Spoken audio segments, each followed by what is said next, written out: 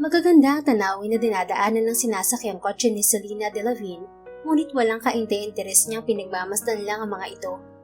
Kung ibang pagkakataon lang siguro ang araw na yon, ay nagliliwaliw lang ang dahilan kung bakit papunta siya ngayon sa probinsya ng Quezon.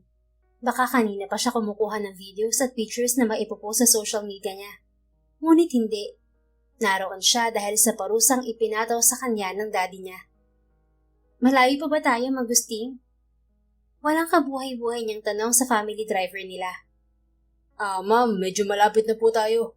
Konting-konting hintay na lang po. Baka mga 10-15 minuto ay naroon na tayo sa farm ni Ninong Gino nyo. You've been saying the same answer 1 hour ago. Anya at pairap na muling sumandal sa backseat ng sasakyan. Nang maalala na naman niya ang daddy niya na salarin sa lahat, muli na namang nabuhay ang inis sa kanyang dibdib. I really hate you, Daddy. I hate you all. He can just cut my cards or ground me for a week or a month. But this one? Really? Himutok niya kahit na alam niyang may dahilan naman talaga ang daddy niya sa ginawa nito sa kanya. 2 araw na nakalilipas nang masangkot na naman si Selena sa gulo sa isang bar na madalas niyang puntahan kasama ang mga kaibigan niya.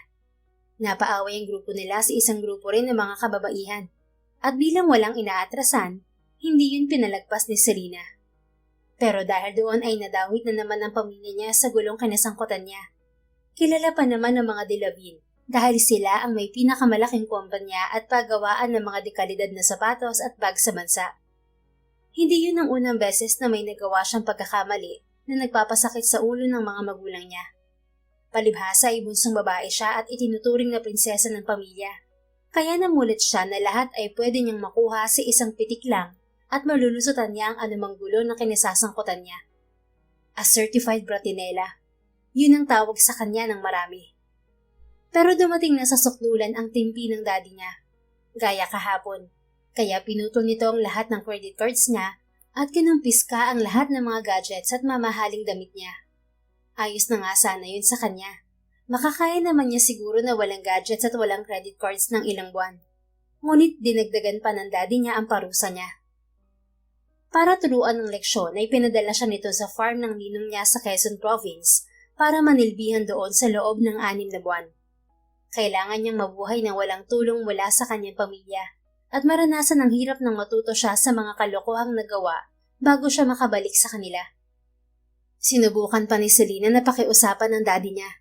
Humingi pa nga siya ng tulong sa mommy at kuya niya, pero hindi siya pinakinggan ng mga ito. Kaya sa huli, wala siyang nagawa kundi maluha na lamang habang nag-iimpake ng iilang gamit na iniwan para sa kanya. Hanggang ngayon nga'y naghihimutok pa rin siya lalo na't hindi man lang siya hinatid ng mga ito. Talagang sa driver lang siya pinasamahan. Pero ayos na rin yun kesa naman mag-commute siya na never pa niyang nagawa sa tanang buhay niya.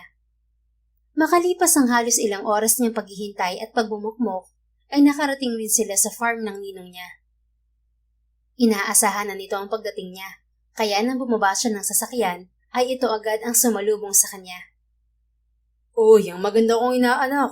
Kamusta ang biyahe mo, Selena, anak? Masayang bati nito sa kanya, nakabaliktaran naman ang nararamdaman niya. Gayunpaman, lumapit pa rin siya rito para magmano at yumakap. Not so fine, Ninong Gino. Kung vacation ang reason ng pagpunta ko rito, I'll be very happy. Pero hindi Parusa. Reklamo niya. Natawa naman ito at ginulo ang buhok niya. Kung di ka ba naman kasi pasaway ay hindi ka rin ipapatapon ng daddy mo rito. O siya, halina't pumasok ka muna sa loob na makapagpahinga ka ng maayos. Mahaba-haba rin ang biyahe mo mula Manila papunta rito. Umalis din agad ang driver na naghatid sa kanya nang maibaba nito ang mga bagahe niya. Nagutos naman ang ninong niya sa mga kasambahay nito para kunin ang mga gamit niya at dalhin sa silid na tutuluyan niya. Ano na naman ba kasi ang gulong pinasok mo at hindi na nakapagtimpi ang daddy mo? Pasaway ka kasi na anak. Ilang beses ka nang nasasangkot sa gulo at palagi kang pinagbibigyan ng daddy mo. Pero inuulit-ulit mo pa rin. Hindi ka na natuto, kaya naman ito ang napala mo ngayon. Sermon ng ninong niya na medyo disappointed din. Napanguso naman siya habang nakasunod dito. Oh, please, Ninong. Not you too, please. Huwag mo na akong sermonan cause I already had enough kay daddy pa lang. Hindi naman kasi ako lagi ang nagsisimula ng gulo in the first place. Masama bang lumaban ako dahil ako ang nasa tama? Pasarin niya at padabog na naupo sa couch nang makarating sila sa living area. Malaki ang bahay ng ninong Gino niya at maaliwalas. Kahit naman simple kung manamit ang ninong niya, mayaman naman ito. Marami itong ekta-ektaring lupain sa iba't ibang lugar at ang alam pa niya ay may iba pa itong negosyo. Best friend ng daddy ni Selena ang ninong Gino niya at itinuturing na niyang ikalawang ama. Bagamat hindi niya ito madalas makita dahil namumuhay ito ng tahimik sa probinsya, malapit pa rin naman siya dito. Kapag may pagkakataon nga na may inaasikaso ito sa Manila, ay dumadaan din ito sa kanila para mangamusta. Halos magkapatid na ang turing nito at ng daddy niya. Kaya nga dito siya ipinagkatiwala ng daddy niya. Ninong, can I borrow your phone? Tatawagan ko lang si daddy para makiusap ulit. I really can't do this. I can stay here for a short vacation but not for work. Maluhalo ang pakiusap ni Selena sa Ginoo. Wala talaga siyang dala na kahit anong gamit, liban na sa iilang damit. Walang gadgets, walang mamahalin at mga branded na bags at sapatos, at wala rin kahit piso sa bulsa. Parusa talaga yon para sa kanya. Pabuntong hininga naman na dumukot sa bulsa nito ang ninong niya. Well, tatawagan ko rin naman talaga ang daddy mo para sabihin nandito ka na. Sige, kausapin mo na rin at baka magbago mo pa ang isip. Pero kung hindi na talaga, pasensyahan na lang tayo, nak. May kasalanan ka rin kasi. Sabi naman ito bago tinawagan ng daddy niya. Ilang sandali lang ay sumagot din ito sa kabilang linya. Oh, hello pare. Nandito na ang prinsesa mo. Bungad ni Ninang Gino dito. Kadarating lang niya at ito nga sa harap ko. Nagmamaktol na. Hindi niya raw kaya magtrabaho rito kaya nakiusap na kung pwede makausap ka raw ulit at baka mapagbigyan mo pa. O ito, loudspeaker ko para magkarinigan kayo. Anito bago inilapag ang cellphone nito sa mesa. Mabilis namang umayos ng upo si Selena at lumapit sa cellphone. Hello, Daddy. Daddy, please. I'm so sorry. Don't do this to me na. I promise, hindi na yun mauulit like promise na talaga.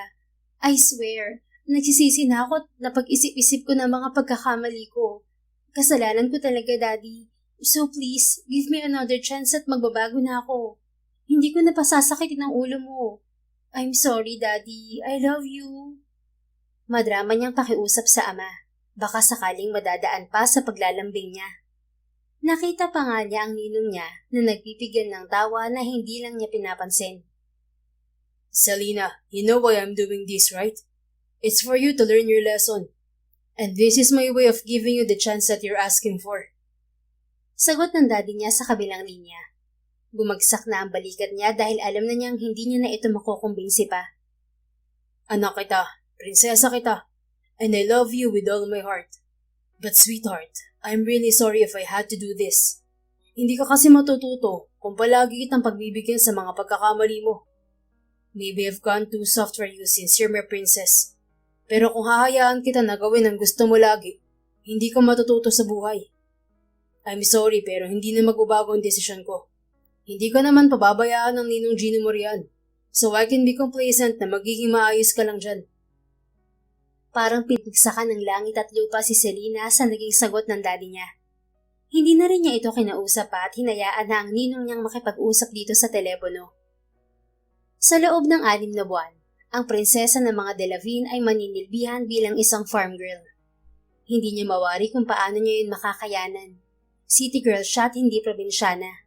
Ano namang gagawin niya sa farm? Magtatanim talaga? O baka naman magpapakain ng mga hayop? Oh God, I can't do this, Daddy. Inis niyang sigaw dahil sa inis. Isipin pa lang niyang magtatanim siya at mag-aalaga ng mga hayop, tumataas na ang mga balahibo niya. Matapos ang pag-uusap ng ninong at daddy niya ay sinamahan na rin siya ni Ninong Gino sa kwarto na tutuluyan niya. Kahit papaano, sa mga nangyayari sa kanya ngayon, ay nagpapasalamat pa rin siya na may aircon at malambot na kama ang kwartong binigay sa kanya. Magdamag nagmukmok si Selena sa silid niya at hindi na muna lumabas para maghapunan. Wala rin siyang gana kaya ibinuhos na lang niya ang lahat ng inis niya ng isang bagsakan para kinabukasan ay ubos na ang sama ng loob niya. Hindi na rin siya ginulupan ng ninong niya na marahil ay nakaramdam din na kailangan niya ng oras na mapag-isa. Nang magising siya kinabukasan ay medyo matamlay pa rin ang katawan niya sa magdamag na pagmumukmok. 5:00 pa lang ng umaga nang silipin niya ang alarm clock sa tabi ng kama niya. Para i-divert ang isipan palayo sa sama ng loob, naghanda na lang siya at nagbihis para mag-jogging. Paglabas niya ng kwarto ay ilang kasambahay pa lang ang gising. "Good morning po, Ma'am Selena. Kakain na po ba kayo?" Tanong ng isa sa kanya. "Good morning din. Later na ako kakain. Magja-jog lang ako sandali. Where's Ninong Gino by the way?" Baka po natutulog pa. Maya-maya pa po yun gigising." "Okay. Kung magising siya at wala pa ako, pakisabi na lang na nag-jogging lang ako sandali, okay?" Nang tumango ito ay lumabas na rin siya para mag-jogging. Sa paligid lang naman siya ng property ng ninong niya at hindi siya masyadong lumayo. Sinulit na lang ni Selena ang sandaling tahimik pa ang kapaligiran. Hindi niya masyadong na-appreciate ang magandang tanawin sa farm kahapon nang dumating siya dahil sa sama ng loob. Pero ngayon, medyo umaayon ang pakiramdam niya. Nakikita na rin niyang maganda ang paligid, lalo na ang property ng ninong niya. Nang medyo tumataas na ang araw, ay napagpasyahan na rin niyang bumalik sa bahay. May ilan na rin kasing tao siyang nakakasalubong na may pagtataka namang tumitingin sa kanya. Marahil nagtatanong kung sino siya. Pagbalik ni Selena ay nagpahinga muna siya sandali sa bakuran ng bahay ng ninong niya. Nag-i-stretching pa siya nang may mapansin siyang lalaking hubad-baro na nagdidilig ng bermuda grass. "Hey you! Excuse me!" Tawag pansin niya sa lalaki na hinala niya ay tauhan ng ninong niya. Lumapit si Selena rito at nang humarap ito, sandali siyang natigilan sa nakita. Hindi niya inaasahan na gwapong lalaki pala ito. Moreno at napakaganda pa ng katawan na parang isang Adonis. Medyo pawisan din ito na nakadagdag sa kakaibang alindog nito at ang mas umagaw ng atensyon niya ay ang 6 na pandisan nitong nagyayabang. Napalunok tuloy siya. Hindi pa man din siya nakakapag-almusal. Natauhan lang siya nang tumikim ito. Medyo nahiya pa si Selena dahil napansin itong napatitig siya ng matagal sa katawan nito. Pero pinili niyang magmukhang kaswal at parang wala lang nangyari. "Anong kailangan mo, miss?" Nakangising tanong nito. Ngayon na napatitig siya sa mukha nito, para bang pamilyar to sa kanya. Ngunit hindi niya maisip kung saan niya nakita. "Are you working here? Pwede mo ba akong ikuha ng towel and shoes na rin? Please?" Sa halip ay utos na lang niya rito. Tinitigan pa siya ng lalaki ng matagal na para bang kilala siya nito at natutuwa sa kanya. Tumaas ang kilay ni Selena. "Excuse me, narinig mo naman siguro ako, no? Should I repeat myself?" Untag niya rito na nakangiting umiling na lang. "Narinig ko po, ma'am. Sandali lang po, ikukuha ko lang kayo ng towel at juice niyo." Tatawa-tawang sabi nito bago umalis. Nagtatakang sinundan naman niya ito ng tingin. Gwapo pero weird. Bulong niya. Hindi rin naman nagtagal at bumalik din ng hubad-barong lalaki, bit-bit ang mga hiningi niya. "Ito na po ang towel juice niyo, mahal na prinsesa." Anito at yumuko ng bahagya na akala mo isa siyang maharlikang pinaglilingkuran. Medyo nainis siya dahil pakiramdam niya inaasar siya nito. "What are you doing? Inaasar mo ba ako? Hindi mo ba kilala kung sino ako, ha?" Mataray niyang buwelta rito na tila hindi naman natinag. "Hindi naman ako nang-aasar, mahal na prinsesa. At opo, kilala ko kayo. Kilalang kilala." Halos tumawa na ito sa pagsagot sa kanya na lalo niyang ikinairita. Akmang sisigawan na ito ni Selena at sisinuhin nang lumabas ang ninong Gio niya. "O Selena anak, nakabalik ka na pala. Halika na, tandaan ang almusal." Anito bago humarap sa lalaking nakangiti pa rin sa dalaga. "Ikaw rin, Gabriel, tama na yung pagdidilig dyan. Kararating mo lang, nagpapagod ka na agad. Mamaya ng trabaho, mag-almusal na muna tayo." Nalaki ang mga mata ni Selena at marahas na bumaling sa binatang kaharap. Gabriel? Gabriel ang pangalan mo? So meaning, anak ka ni Ninong Gino?" Turo niya kay Gabriel na natawa na lamang. "Ako nga at wala nang iba. Nice to meet you ulit, Selena. Long time no see." Gising sabi nito. Hindi siya makapaniwala na ang binatang kaharap pala niya ay ang anak ng ninong niya. Kaya pala pamilyar ang mukha nito dahil kahawik ito ng Ninong Gino niya. Hindi na niya ito matandaan dahil mga bata pa sila noong huli niya itong nakita. Hindi na rin naman niya inalam kung anong itsura nito ngayon dahil wala naman siyang dahilan para makiusyoso sa buhay ni Gabriel. Kundi kasi siya abala sa paglabas kasama ang mga kaibigan niya, ay abala naman siya sa pagguhit ng mga design ng sapatos at damit na trabaho niya bilang head designer sa kanilang kumpanya. Pumasok sila sa loob ng bahay at dumiretso sa dining table para mag-almusal. Kasabay ni Selena roon ang mag-ama na nagtatawanan sa naging epic na reaksyon niya kanina. Hindi ko naman inaasahan na hindi mo pala makikilala si Gab, Selena. Tumatawang sabi ni Ninong Gino. Akala ko naman ay nagkakamustahan na kayo nung lumabas ako kanina. Sa bagay mga bata pa kayo nung huli kayo nakita. Pero hindi mo man lang ba siya namukhaan? Hindi mo ba siya nakikita sa mga post namin pamilya sa social media? Tanong pa nito. Nakikita naman, Ninong, pero hindi ko lang siya natandaan agad. I'm not good at memorizing someone's face, lalo na kung hindi ko masyadong nakakasama. Palusot niya. Kahit ang totoo ay hindi naman talaga siya tumitingin sa Facebook ng mga ito. Pero halos hindi siya makatingin kay Gabriel habang nagsasalita. Paano ba naman ay wala pa rin itong damit kahit na kumakain na sila? Hindi ko na kasi lumabas sa kwarto mo kagabi kaya hindi ko na nasabi sa'yo na ngayon ang balik ni Gabriel dito. Galing kasi siyang Nueva Ecija para asikasuhin ang sakahan namin doon. Pinauwi ko lang kahapon kasi nga nandito ka at sa kanya na kita iiwan dito para ipagkatiwala. Napaayos siya ng upo at nabitiwan ng hawak na kabyerto sa narinig. What? Iiwan mo ako rito sa kanya, Nino? Hindi niya napigilang bulalas. Grabing reaksyon Singit ni Gabriel. Para namang may mangyayari sa'yo na hindi maganda rito. Don't worry, you're in good hands. Nang tingnan niya ito ay nakangisi lang to. Pasimple naman niyang inirapan ito bago bumaling sa ninong niya nang magsalita ulit ito. Tama ang narinig mo, Selena. Wika ni Ninong Gino. Dahil nga hindi ka na lumabas ng kwarto mo kagabi, hindi ko na nasabi sa'yo na hindi ako talaga nag-stay dito sa farmhouse. Nandito lang ako dahil darating ka nga at sinamahan lang kita ng isang gabi rito habang wala pa si Gab. Marami kasi akong inaasikaso ng ibang negosyo namin sa bayan at nandun ang ninang mo. Kailangan ko rin bumalik agad doon dahil baka magtampo yun. Kaya si Gab na ang iiwan ko rito kasama mo. Siya naman talaga namamahalan ng farm namin na to at itong farmhouse na to. Kanya talaga to. Siya na ang magtuturo sa'yo ng mga gagawin mo rito. Mahabang paliwanag pa ng ninong niya. Natulala na lang si Selena dahil hindi niya alam kung ano ang mararamdaman. May iwan siya kasamang habaderong anak ng ninong niya na matagal niyang hindi nakita.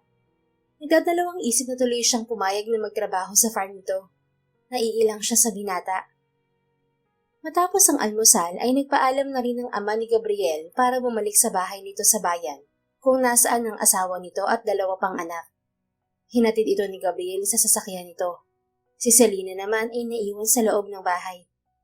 Ikaw na bahala rito, Gab Sa iyo ko na ipinagkakatiwala si Selena. Huwag mong pababayaan sa pagtatrabaho sa farm yun at hindi sanay sa mga ganung trabaho ang batang yun. Kahit naparusa to ng daddy niya sa kanya, huwag natin siyang bigyan ng mabibigit na trabaho na ikapapahamak niya. Ang Tito Sandro mo na rin ang nag-request nun. At palagi mong i-update ang tito mo para alam niya ang kalagayan ng prinsesa niya rito. Mahabang paalala ni Ninong Gino sa anak nito. Kopya na lahat ng sinabi mo pa. Ako nang bahala rito, lalong-lalo na kay Selena. Hindi ko rin naman pababayaan ang maarteng bratinela na yun. Sisiguraduhin ko na magbubungan ng magandang pagpapadala sa kanya ni Tito Sandro dito. Sagot niya bago lumingon sa kinakapatid na nakatayo lang di kalayuan sa kanila. Tinapik-tapik siya ng papa niya sa balikat. Kung ganun ay aalis na ako. Anito at kamuhay muna kay Selena na nasa pinto ng malaking farmhouse. Selena anak, aalis na ako. Bibisi-bisita na lang ako rito kapag hindi masyadong abala Sigab na ang bahala sa'yo rito. Sure, Ninong. Naikling tugon lang ng dalaga. Sabay pa nilang pinagmasdan ng sasakyan ni Ninong Gino na kaaalis lang. Pagkatapos ay nilingon ni Gabriel si Selena na akmang papasok na ulit sa loob ng farmhouse. Oy, sandali lang. At saan ka naman pupunta, Aber? Mabilis na habol dito ni Gabriel. Taas ang isang kilay naman siyang binalingan nito. Where do you think? Of course to my bedroom. Maliligo ako, okay? Nag-jog ako kanina at nagpawis ako, so I need to freshen up. Maliligo? Wag na. Mamaya ka na maligo dahil magpapawis din naman tayo. Ani ang nakangisi, ngunit tila iba yata ang naging dating sa kanya. Bigla na lamang kasing nanlaki ang medyo singgit na mga mata nito at namula mga pisngi. What did you say? You pervert? Nataranta si Gabriel ng bahagya sa sinabi nito. Sadali, mali ka na pagkaintindi. Hindi ganun ang ibig kong sabihin, okay? Magpapawis pa tayo dahil itutur kita ngayon sa farm. Papakilala na rin kita sa mga makakasama mo dahil starting tomorrow, magsisimula na rin ang trabaho mo, di ba? Mabilis niyang paglilinaw. Naroon pa rin ang pamumula nito sa mga pisngi nito pero matalas na siya nitong tinitigan. That can wait naman kasi. Bibilisan ko na lang maligo. I don't like na humarap sa ibang tao na mabaho o amoy pawis, okay? Nilapitan niya ang maarteng dalaga at mabilis na inamoy nang hindi nito inaasahan. Muling namula ang mukha ni Selena. Hindi ka naman mabaho at amoy pawis ah. Mas amoy matamis na bulaklak ka nga eh. Sabi niya matapos itong amuyin. What the heck? Mamaya ka na nga maligo pagbalik natin. Sasaglit lang din naman tayo sa pag-tour. Bago magtanghalian, babalik na tayo rito. Tatawa-tawa niyang untag dito bago hinila palayo sa farmhouse. Pumapalag-palag pa si Selena at panayang kaartehan na ikinatuwa lang niya. Para sa kanya, si Selena na yata ang babaeng kahit mag-inarte maghapon ay hindi siya maiirita. Natural na sa dalaga ang pagiging maarte nito dahil noon pa mang mga bata sila, natatandaan niya na lagi niyang inaasar ng dalaga sa kaartehan nito. Hindi lang siya makapaniwala na hanggang sa pagdadalaga pala'y nadala pa rin ito ang ugaling yun. Masaya si Gabriel na muling makita si Selena kahit pa napagkamalan siya nitong boy kanina. Hindi rin naman niya ito masisisi kung hindi siya halos maalala nito. Huling beses kasi na nagkita sila ay noong wedding anniversary pa ng mga magulang niya na dumalo ang mga ito. Mga bata pa sila noon. Matapos noon ay hindi na niya ulit ito nakita pa dahil nag-aral na ito sa ibang bansa at siya naman ay naging abala na rin sa pagpapatakbo ng farm nila at ng ibang negosyo ng pamilya nila. Gayunpaman, hindi naman siya nahuhuli sa mga ganap ng dalaga. Ginamit niyang daan ng social media para makabalita pa rin dito. At syempre, kasama na roon ang mga balita ng gulo na kinasasangkutan nito, dahilan kung bakit ito nasa farm nila ngayon. Kaya nga nang tawagan siya ng papa niya kahapon na nasa farm sila ni Selena, dali-dali siyang umuwi mula Nueva Ecija para muli itong makita. Hindi niya gustong palagpasin pa ang pagkakataon na makasama ulit ang babaeng natitipuhan niya noon pa. Oo, may lihim na pagsinta siya kay Selena. Hindi lang ngayon maamin pa dahil hindi niya alam kung paano tatanggapin ng mga tatay nila ang nararamdaman niya rito, lalo pat halos magkapatid na sila kung ituring ng mga ito. Sa ngayon, susulitin na lamang muna niya ang sandaling kasama niya ito. Wait, ano ba? Sabing wait lang eh. Kaya ko naman maglakad mag-isa no? And look at you. Don't tell me iikot ka sa farm niyo na topless. Maarteng piglas pa rin ng dalaga. Napatingin muna siya sandali sa lantad pa rin niyang katawan bago ito binalingan. Hindi naman yun problema sa mga tao rito kung makita nila akong nakaubad. Sanay na sila at sanay na rin kasi akong ganito. Mas gusto ko kasi yung nagpapreskuhan ako. Bakit? Naaabala ka ba ng mga abs ko? Hirit niya at humimas pa sa sikmura na ikinawiwi nito. Jock, ang pangit ng katawan mo no? Mas marami na akong nakita mas magaganda ang katawan kaysa sayo. Mapuputi pa sila, di kaya mo. Okay, sabi mo eh. Kibit balikat na lang niyang tugon. Nanahimik ito sandali bago muling nagtanong. Anong means of transportation papunta rin sa taniman niyo? Don't tell me palalakarin mo ako papunta ron. Napangiti si Gabriel sa tanong nito. Pwede naman since karamihan sa mga nagtatrabaho ron naglalakad lang talaga. Pero may iba naman na gumagamit ng kuliglig. Mabato kasi ang daan papunta ron, kaya nga City Mabato ang tawag sa lugar na to. What? So palalakarin mo talaga ako? No way in hell. Hindi na lang ako magtatrabaho kahit pa magalit ulit si Daddy sa akin. Parusa na sa akin itong pagtatrabahuin ako sa farm. Pero too much na palakarin ako, no? No way. Maarteng drama nito. Napaka-arte naman nito. Siyempre iba ka. Special ka nga di ba? Hayaan ba naman kitang maglakad papunta ron? Siyempre hindi. Anya bago tinuro ang nakaparadang sasakyan na gagamitin nila. Ayan yan ang gagamitin natin. ATV ang ginagamit ko papunta ron sa main farm. At dahil dito ka mag-i-stay kasama ko sa farmhouse. Sige, ako na maghahatid sundo sa'yo. Ayos na ba yun, Miss Martinella? Inirapan siya nito na lalo lang niya ikinaaliw. Much better. Gamit nga ang ATV ay binaybay na nila ang mabatong kalsada. Normal na ang medyo mabatong kalsadang yun kay Gabriel, ngunit hindi sa maarteng kasama niya ngayon. Oh my gosh! Can you please drive slowly, Gabriel? Mahuhulog ako rito And can't you see para tayong bola na tumatalbog? Masakit kaya sa butt? Reklamo nito na tili ng tili. Natatawa na lang talaga siya dito. Kahit mag-drive slowly po ako, mahal na prinsesa, walang magbabago. Rocky road po talaga ang kalsada na to kaya magtiis ka.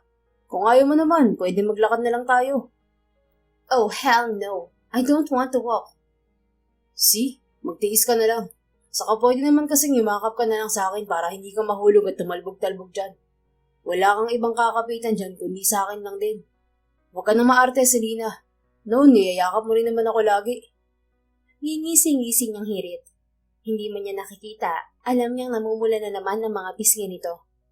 Wala akong natatandaan na ganun, no? Gumagawa ka ng kwento. Hindi ako gumagawa ng kwento. Alam mo sa sarili mo, naklingi ka talaga, Selena. Natatawa niyang tugon. Totoo naman kasi yun. Bukod sa napaka-arte na nito noong bata pa lang sila ay clingy na ito. Panay ang yakap sa kanya nito noon na ginaiinis niya. Pero ngayon ay hinihiling niyang sana ay gawin nito ulit yun. Nang muling umuga ang sinasakyan nila ay nawalan na rin ng choice si Selena kundi yumakap kay Gabriel. Para pa siyang nakuryente nang dumampi ang malalambot nitong palad sa mga abs niya. Ew, ang pawis mo. So gross. Bakit kasi ayaw magdamit? Muling pag-iinarte nito. Ang arte talaga nito. Hindi naman ako mabaho kahit pawisin ako. Saka ngayon ka lang ba nakahawak ng lalaking hubad, ha? Aniya at sandaling sinilip ito sa likuran niya. Nakaiwas ito ng tingin at huling-huli niya ang pamumula nito. Lalo tuloy siyang naengganyo na asarin pa ito. Sabs lang ang kapit, ha? Kapit ng mabuti. Baka mamaya, dumulas ang kamay mo at iba na ang makapitan mo. Patay tayo dyan. Tulad ng inaasahan niya, isang malakas na tili at palo sa braso niya ang ibinigay ni Selena sa kanya. Napahalakhak na lamang siya. Pervert! Makalipas ang ilang minuto ay nakarating din sila sa coconut farm nila. Napangiti siya nang makita ang pagkamangha sa mukha ni Selena habang pinagmamasdan nito ang paligid. This is your family's coconut farm? Hindi na nga napigilang bulalas ni Selena. Yup. So what do you think? Ang ganda. Ngayon lang ako nakakita ng ganito karaming coconut tree. Natawa siya sa reaksyon nito na parang bata na ngayon lang nakakita ng mga puno ng nyog. Bungat pa lang ng farm tong nakikita mo. Sa loob ay mas marami pang puno ng nyog. Malawak ang taniman namin kaya halos lahat na nakatira dito sa sitio Mabato, dito na sa amin nagtatrabaho. Halika, baka nasa loob na rin ng iba at baka nagtatrabaho na. Hinila na niya ito at inalalayan sa paglalakad papasok sa nyugan. Kaliwat kanan ang pagbaling at pagtingala ni Selena sa paligid. Sobrang dami nga ng puno ng nyog at ang lawak ng lupa niyo. But how come these trees made you a lot of money? Usisa ng dalaga. Well, hindi lang naman kasi talaga itong coconut farm namin ang source namin ng income. May iba't ibang lupa rin kasi kami sa iba't ibang probinsya tulad ng Nueva Ecija na may malaki kaming sakahan. Pero kung dito lang sa probinsya ng Quezon, malaki-laki talaga ang kinikita namin dito sa coconut farm. Bukod sa mga harvest naming nyog at mga coco lumber or yung troso mula sa puno ng nyog, may malaking pagawaan din kami ng coconut wine. Nakangiti niyang paliwanag dito. Wow, and you manage all of that? Yes, ma'am. That's amazing. Bakit parang manghang-mangha ka? Bakit? Dahil ba magkababata tayo pero ikaw gimikera pa rin? Habang ako'y batak na sa trabaho at negosyo? Ewan ko sa'yo. Pinuri ka na nga nang aasar ka pa. Totoo naman Kaya ka nga pinatapon ng daddy mo dito, di ba? But no worries. Magiging disiplinado ka dito. Lalo na sa paggising sa umaga. Hindi pwede rito ang gising prinsesa, okay? Oo na. Nakakainis. Puro na lang sermon. Now tell me, sino bumibili ng mga products nyo? Pag-iiba nito sa topic. Tinatangkilik sa iba't ibang lugar dito sa Pilipinas ang coconut wine namin. At meron na rin kumukuha sa ibang bansa, kaya naman tutok si Papa sa pagpapatakbo nun. Pero dito ako sa farm nakatoka sa pag-produce ng mga ginagamit namin sa wine factory. Aside from that, marami ring ibang produkto na nagagawa ang mga taga rito sa amin na nabagkakakitaan pa rin nila. Tulad ng paggawa ng walis tingting mula sa tangkay ng mga dahon ng nyug. Gumagawa rin sila ng coconut oil, coconut jam, at iba pang delicacies na may sangkap na nyug. Wow, I can't believe na marami palang pwedeng gawing sa nyog, even sa mga dahon. How about buko pie? Do you have it too? Namamanghang komento ni Selena. Oo naman. Kaya nga tree of life ang tawag natin sa puno ng nyog dahil wala talagang tapon dito. Lahat ng makikita mo rito mula sa ugat, puno, dahon at bunga ay mapapakinabangan mo. And yes ma, meron kaming buko pie. Mamaya dadalhin kita sa pagawaan namin ng buko pie kapag kaya mo pang mag-tour. Nakakaunawang tumango-tango naman si Selena na akala mo'y nasa isang field trip. Halika Selena, malapit na tayo sa unang kubo rito. Mukhang may mga tao na ron. Yaya niya sa dalaga, hila ang kamay nitong malambot at maputi. Ilang nakaraan pa nga ay narating din nila ang unang kubo na tinutukoy niya. At tulad ng inaasahan niya ay may mga tao na nga roon. Napangiti si Gabriel nang makita niya ang mga ito. Magandang umaga sa inyo. Kamusta kayo? Masayang bati niya sa mga tauhan. Natawa pa siya nang sabay-sabay na nagulat ang mga ito nang makita siya. Sir Gab, nakauwi ka na pala. Namiss ka namin. Akala namin magtatagal ka pa sa Nueva Ecija. Ani ng isang ginang na naroon. Isang linggo lang naman ako nawala. Kayo naman. Naasikaso ko naman na lahat doon at wala naman nang gagawin. Isa pa, pinauwi na rin ako ni Papa dahil may espesyal kaming bisita. Sagot niya bago bumaling kay Selena na nananahimik lang sa tabi niya. Siya nga pala. Ipapakilala ko sa inyo tong kasama ko. Siya si Selena. Inaanak siya ni Papa na galing Manila. Siya ang espesyal na bisita na sinasabi kong kararating lang dito kahapon. Makakasama natin siya rito pansamantala. Pakilala niya sa mga ito sa dalaga. Namangha naman ang mga ito at ang iba ay natulala pa sandali kay Selena. Abay, napakagandang dalaga naman. Siya pala yung naririnig kong magandang dalaga raw na tumatakbo sa bakura ng farmhouse niyo kaninang umaga. Inaanak pala siya ni Sir Gino. Ang akala namin ay nobya mo. Kamusta iha? Magandang umaga sa'yo. Sana'y mawili ka rito. Ani naman ang pinakamatandang babaeng naroon. Napangiti ng malaki si Gabriel at parang pumalakpak ang tenga niya sa sinabi nito. Hindi siya nagkomento at kumontra sa pag-aakala ng mga itong nobya niya si Selena. Maganda naman kasi sa pandinig niya kaya bakit niya pa kukontrahin? Magandang umaga rin po sa inyong lahat. Bati ni Selena sa lahat.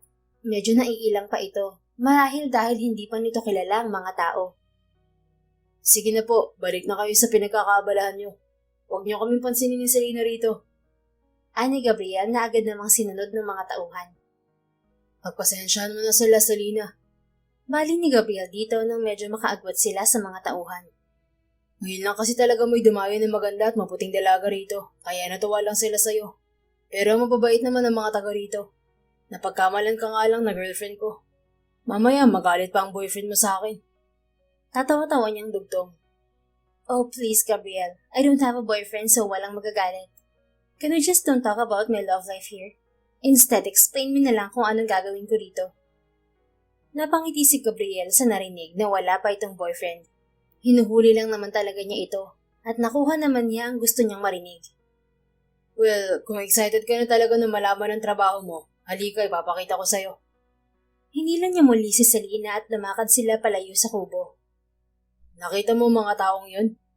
Turo niya sa mga taong may mga hila-hilang sako at tila may pinupulot na kung ano. Obviously, I'm not blind. Sarkastikong sagot ni Selena. Napailing-iling na lang si Gabriel at muling nagpaliwanag. Ang tawag sa kanila rito ay mandilitog o yung mga namumulot ng nyog. Okay, and anong kanilaman ko sa kanila? Napangiti siya nang balingan niya si Selena. Yan ang magiging trabaho mo rito. What? Are you insane? Pagpupulutin mo ko ng mga coconut like them? And I will make it hilad the whole sack? That's heavy, Gabriel. Dilat ang mga matang bulalas nito. Ganun na nga. Yan ang trabaho ang binigay sa'yo ni Papa. Natingin niya ay kayang-kaya mo naman. Pero kung ayaw mo, may iba pa naman akong trabaho na pwedeng ibigay sa'yo. Ngingisi-ngisi niyang sabi. Good. Kahit ano, wag lang yan. I don't like that. It looks hard. Sa taas ka na kukuha ng bunga. Aakitin mo mga puno ng nyog. Turo niya sa itaas ng isang puno. Lalo namang lumaki ang mga mata ni Selena at hindi na siya nakapagpigil na humalakhak pa. What? Are you crazy, Gabriel? I'm not. Di ba ayaw mong mamulot at maghila ng mga nyog? E di umukyat ka na lang. Much easier. You pick. Taga-harvest ka ng buko at nyog? O taga-collect ka ng liquid sap for coconut wine? No. I don't want that kind of job. That's for male only. Fine. Tagatapos ka na lang ng nyug na ginagamit sa kopra.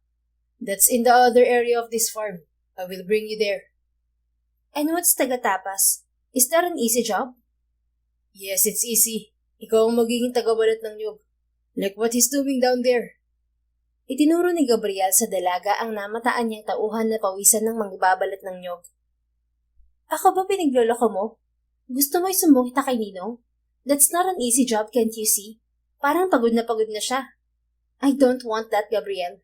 I hate you kung isa sa mga job position na sinabi mong ipinapagawa mo sa akin. Isusumpa kita. I swear.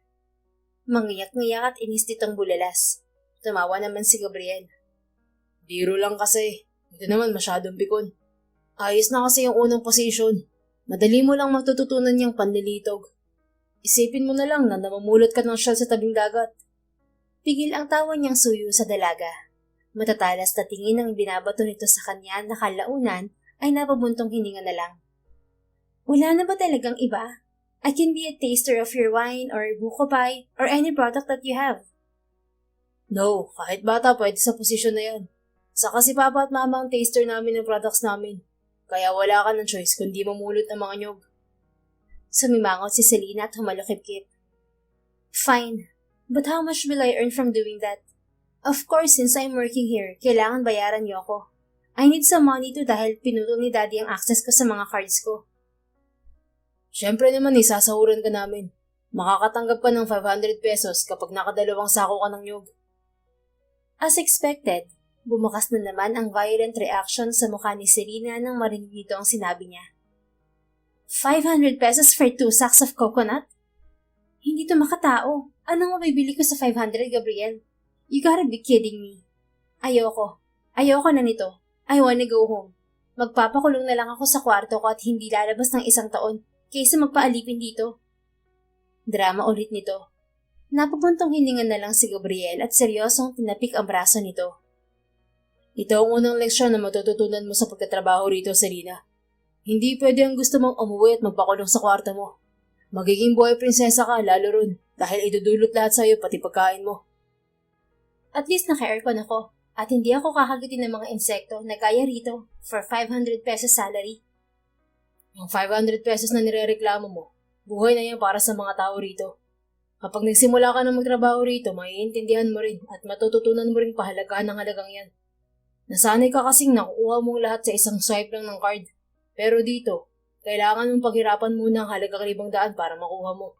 I'm sorry, but Tito Sandro insisted na hindi ka na makakabalik sa inyo kahit na maglupasay ka pa. Seryoso niyang sabi bago ngumiti ng matamis sa dalaga. Hindi naman kumibo si Selena kaya nagpatuloy na lang si Gabriel sa pagsasalita. Pero hindi naman lahat dito ganyan lang ang kinikita. Sabi ko nga sa'yo, 500 pesos para sa 2 sako ng nyog.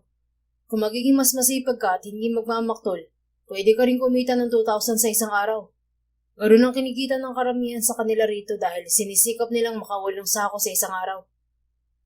Hindi na talaga nagkomento pa si Selena, ngunit kita ni Gabriel ang paglaylay ng balikat nito. Wala rin kasi itong choice talaga, kundi sumunod dahil yun ang parusa ng daddy nito. Pero naroon naman siya para tulungan ito at gabayan para hindi ito mahirapan. Huwag ka nang malungkot at magdramayan, Selena.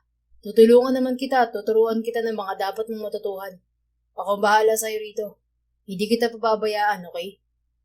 Anya para gumaan ng loob nito. Nang tingnan siya ni Selena ay medyo maluha-luha pa ito na kalaunan ay tumango na lang din. Fine. Basta hindi ako ang bubuhat o hihila ng mga sako na yun ng nyog kapag mabigat na. You can deduct it from my salary for the taga-hila and taga-carry, okay? Nakanguso nitong sabi. Natawa na lang siya at tumango-tango rito. Di talaga mawala ang kaartihan sa pagsasalita nito kahit na masama ang loob at napipilitan lang. Pero nakikita naman si Gabriel dito. Sure, ako nang bahala ron. So tara na, balik na tayo sa farmhouse para makaligo ka na at makakain na tayo ng lunch. Bukas ka na magsisimula ng trabaho mo rito. Anya at niyaking na ito pabalik ng farmhouse. Kinabukasan nga ay maagang ginising si Selena para mag-almusal dahil ngayong araw ay magsisimula na ang trabaho niya sa coconut farm. Halos ayaw niya pang bumangon dahil nagmumukmuk pa rin talaga siya sa trabahong binigay sa kanya. Kundi lang samanta ni Gabriel na papasok ito ng kwarto niya at pwersahan siyang ilalabas ng silid niya, ay hindi talaga siya babangon. Huwag kang sumimangot ng ganyan. Dapat ay nakangiti ka lang para maghapon ay nakangiti rin ang trabaho sa'yo. Payo sa kanya ni Gabriel habang sila'y kumakain. Hindi kasi maipinta ang mukha niya kanina pa. Tinaasan niya lang ito ng kilay at wala sa mood na inirapan. Ngunit natural na yatang makulit ang lalaki kaya hindi pa rin siya nito tinantanan.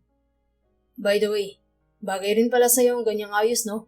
Para kang model na ang motif ay farm girl outfit. Nice, Selena. Nakangisi pa itong nag-thumbs up sa kanya. Haha, nakakatawa talaga. Super. Walang kaimo emosyon at sarkastiko niyang sabi na tinawanan na lang ng binata. Ang suot ni Selena ay long sleeve shirt na may tatak pa ng pangalan ng politiko. Nakasuot din siya ng jeans at itim na bota, at lahat yun ay pinahiram lang sa kanya. Isa itong typical na attire ng mga nagtatrabaho sa bukid o farm.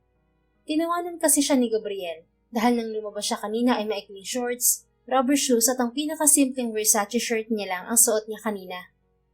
Selena, mamumulot ka ng nyog at hindi magmumol. Wala na bang masimple pa sa Versace shirt mo? Asar pa nga sa kanya ni Gabriel noong nakita siya nito kanina.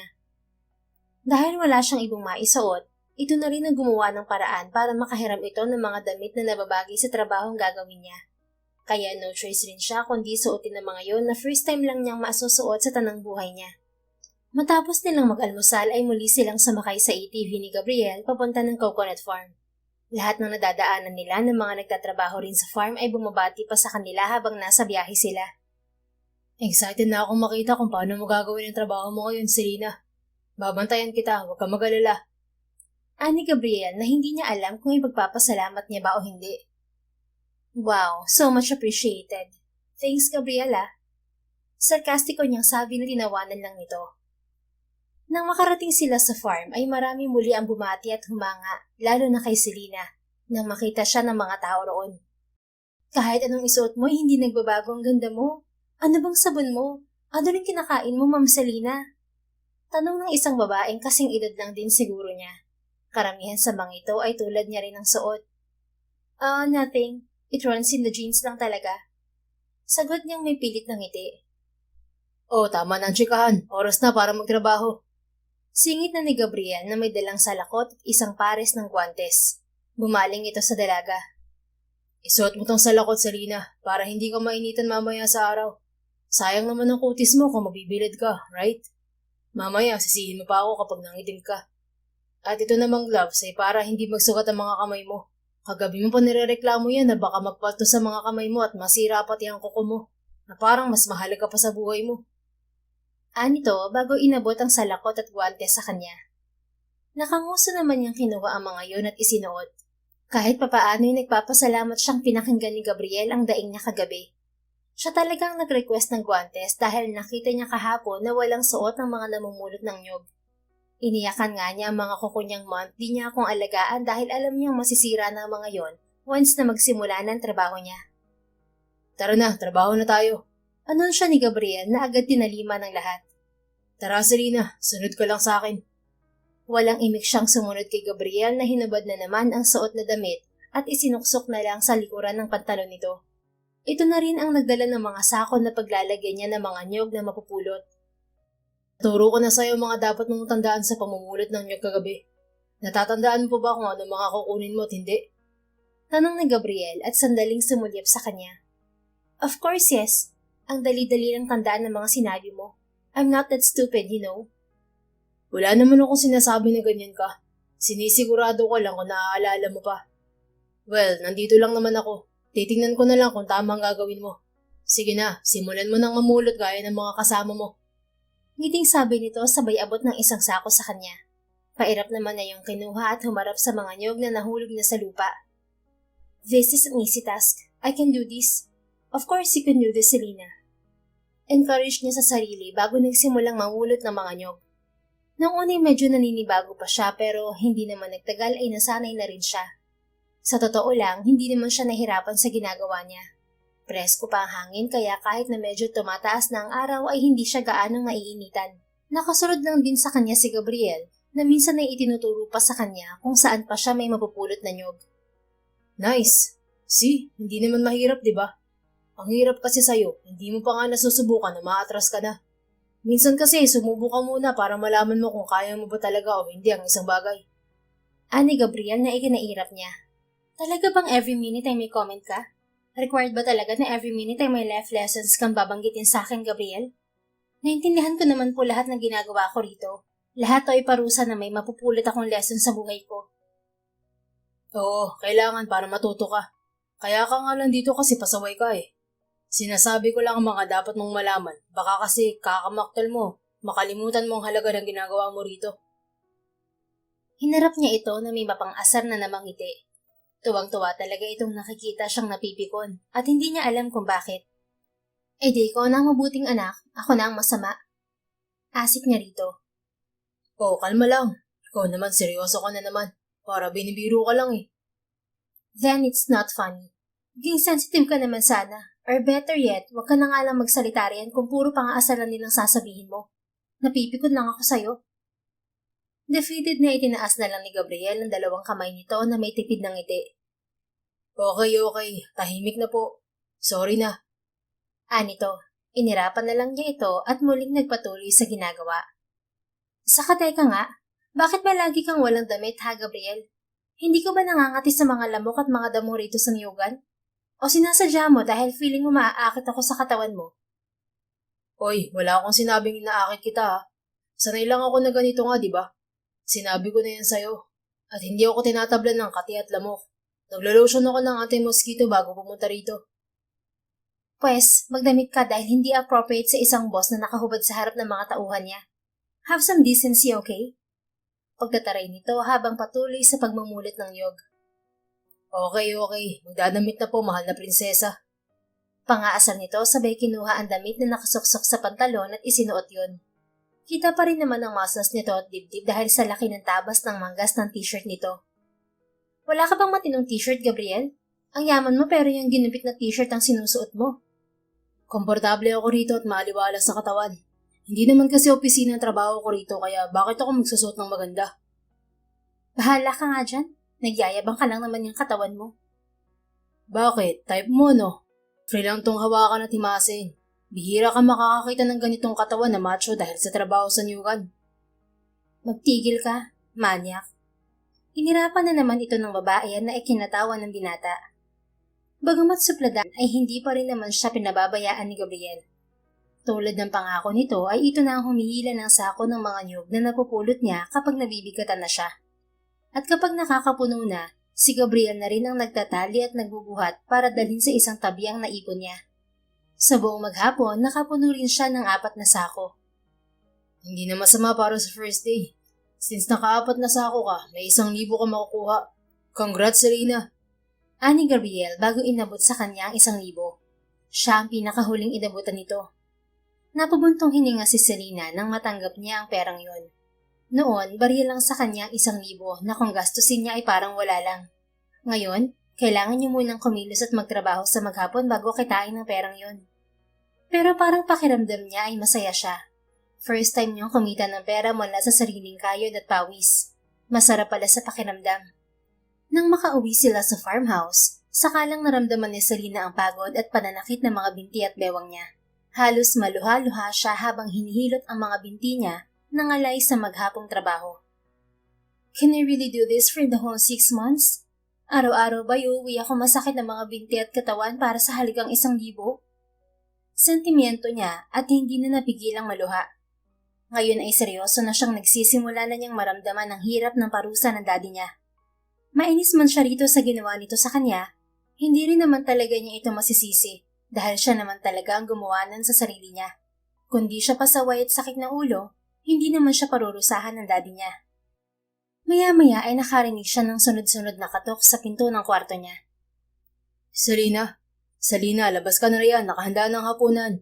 Tara, kain na tayo. Boses yun ni Gabriel. Pinunasan muna niya ang mga mata bago tumikhim. Susunod na ako. Sige, hintayin kita. Muli ay napubuntong hininga si Selena bago tumayo ng kama. I can do this. I have no choice but to endure all of this. After nito, hindi na talaga ito mga ulit pa. I promise, magpapakabait na ako. Pangako niya sa sarili bago lumabas ng silid at nagtungo sa dining area. Ayos ka lang? Tanong ni Gabriel habang sila'y kumakain. Walang kabuhay-buhay naman siyang tumango. Pagod na kasi talaga siya. Tila nakaramdam naman din ang lalaki at hinayaan muna siyang kumain ng tahimik. After natin kumain, pumunta ka muna sa living area. Wait for me there. Muling wika ni Gabriel nang halos patapos na silang kumain. Kunot noon naman ni itong binalingan. And why should I? Gusto ko nang magpahinga. Kung ano man ang gusto mong sabihin na pag-usapan, pwede bang bukas na lang? Hindi naman to magtatagal. Gusto lang kitang tulungan. Basta hintayin mo na lang ako ron. Matapos nga nilang kumain ay nagkanya-kanya muna sila sa kanilang mga silid para maghilamos at mag-toothbrush. Lumabas din siya agad pagkatapos at nagtungo sa living area tulad ng pakiusap ni Gabriel. Hindi niya alam kung bakit siya pinaghihintay nito roon, pero nakakurious siya sa sasabihin nito, kaya sumunod pa rin siya. Hindi rin naman siya naghintay ng matagal. Dumating din si Gabriel na nakabihis na rin at may kung anong dala. Gabriel, ano bang gusto mong sabihin na hindi na makapaghintay ng bukas? Tanong niya rito. Nabigla siya ng bahagya nang naupo ito sa tabi niya. Akin na mga binti mo.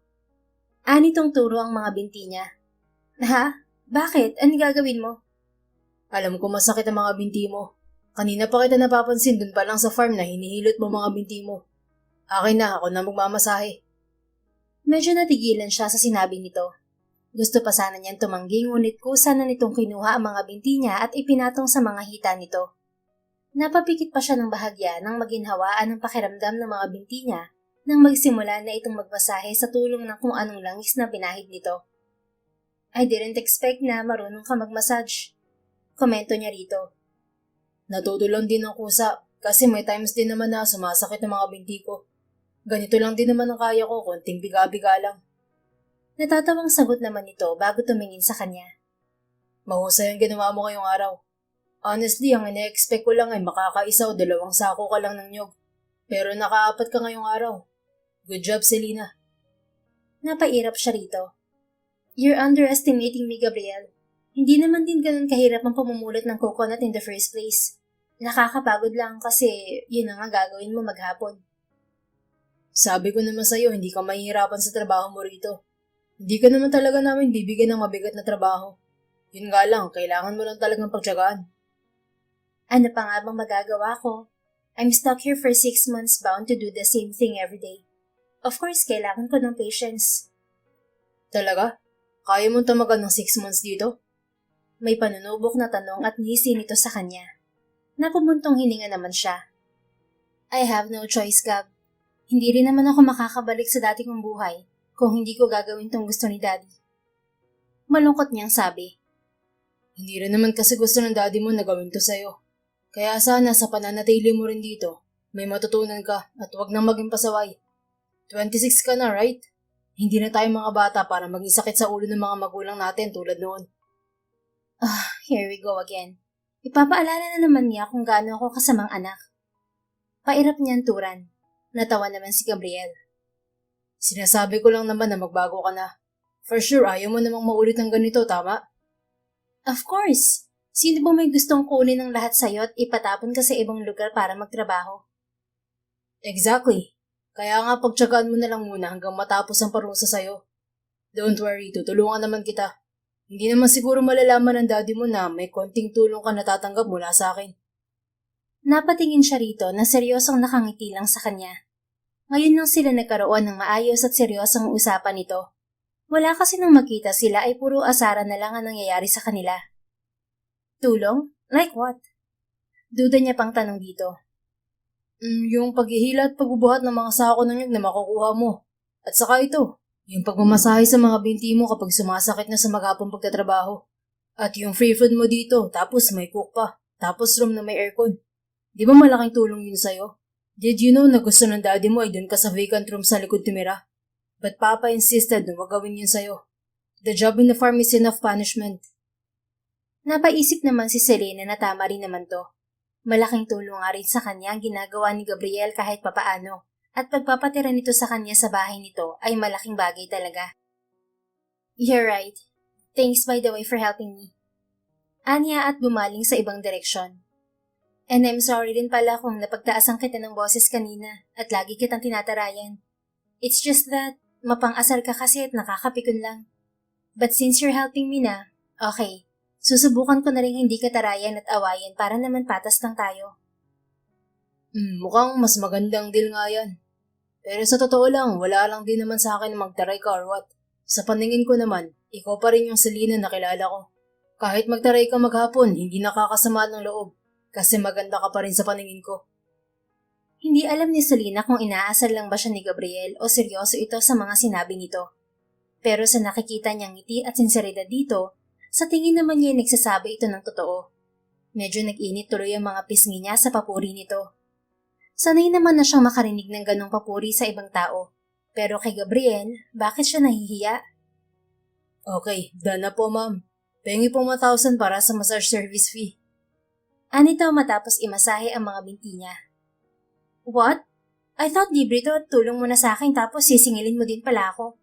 Maliit nga lang ang 1,000 ko, kukunin mo pa. Utang na lang muna.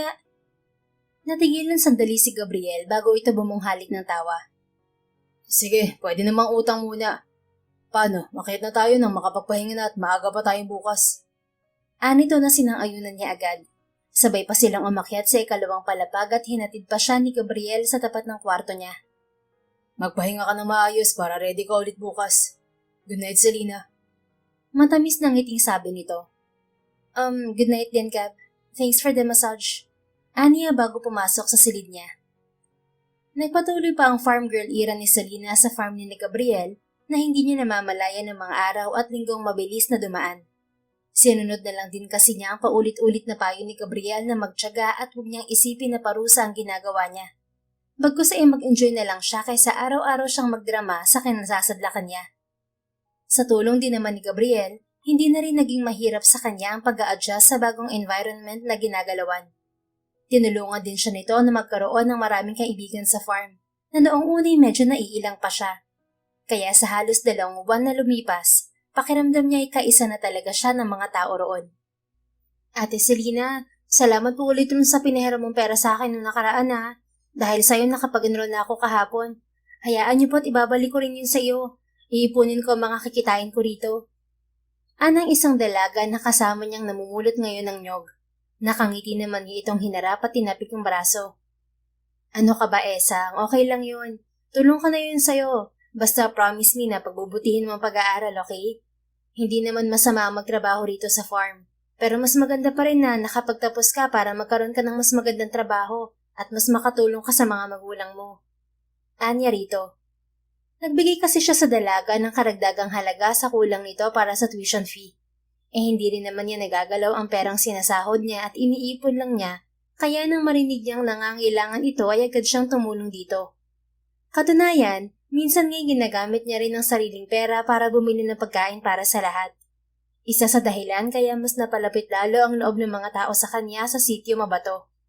Kaya hindi na rin siya naiilang kapag minsan na iniiwan siya ni Gabriel kasama ang mga to. Tunay naman kasing mababait ang mga tao sa farm at ginagalang pa siya kahit nakatulad nila ay trabahador lang din siya roon. Isa sa natutunan niya sa parusa sa kanya sa farm ay ang pakikisama sa kapwa at pakikisimpatya sa mga to. Noon kasi ay wala siyang pakialam sa ibang tao. Mataas ang tingin niya sa sarili at hindi niya tinatapunan ng tingin ang mga taong hindi niya kapantay ang antas sa buhay. Pero ngayon, madali na sa kanya pakisamahan ng kahit na sino. Nako, napakabuti talaga ninyo, Ate Selena. Tamang-tamang sinabi ni Kuya Gab. Mukha lang kayong suplada pero may mabuti kayong puso. Napangiwi siya sa narinig. Talagang sinabi ni Gabriel na suplada ako? I really hate that guy. Irap niyang ungol. Natawa naman ng dalaga. Pero matanong ko lang, ate, talaga bang kapag tapos na ang 6 na buwan ay aalis ka na rito? Natigilan siya sa tanong nito. Napabuntong hininga at tumango siya. Oo I have to. 6 months lang din naman kasi talaga ang parusa sa akin ni Daddy dito, so after that, kailangan ko nang bumalik para ipagpatuloy ang buhay ko sa Manila. And maybe ayusin na rin ang buhay ko ron. Hindi na rin kasi lingid sa kaalaman ng mga taga roon kung bakit siya nagtatrabaho sa farm ni na Gabriel. Nagtanong ang mga ito sa kanya noong ikalawang araw ng pagtatrabaho niya roon. Gusto pa nga ni Gabriel na ibahin ang usapan, Pero siya na rin ang nagkusa na sabihin sa mga ito na naroon siya dahil pinarurusahan siya. Wala rin naman kasi siyang nakikitang mali kung aamin siya. Gusto niya rin na maging aral sa ibang kabataang naroon ang sinapit niya para hindi siya tularan ng maging matigas ang ulo at pasaway sa magulang. Bakit Esang? Mamimiss niyo ako, no? Pero pwede ko naman kayong bisitahin dito kapag may free time ako. Naging part na rin ng pagbabago ko tong lugar na to kaya siguradong babalik-balik pa rin ako dito. Nakangiti niyang sabi. Siyempre ate, mamimiss ka namin, lalo na ni Kuya Gab. Natigilan siya sa sinagot ng dalaga. Bakit naman kasi biglang nasali sa usapan si Gabriel? Alam mo ba ate Selena, pakiramdam talaga namin may gusto si Kuya Gab sa'yo. Chika pa ni Esang, nag-init naman bigla ang pisngin niya sa sinabi nito. Paano mo naman nasabi Esang? Ikaw ha, iniintriga mo kami.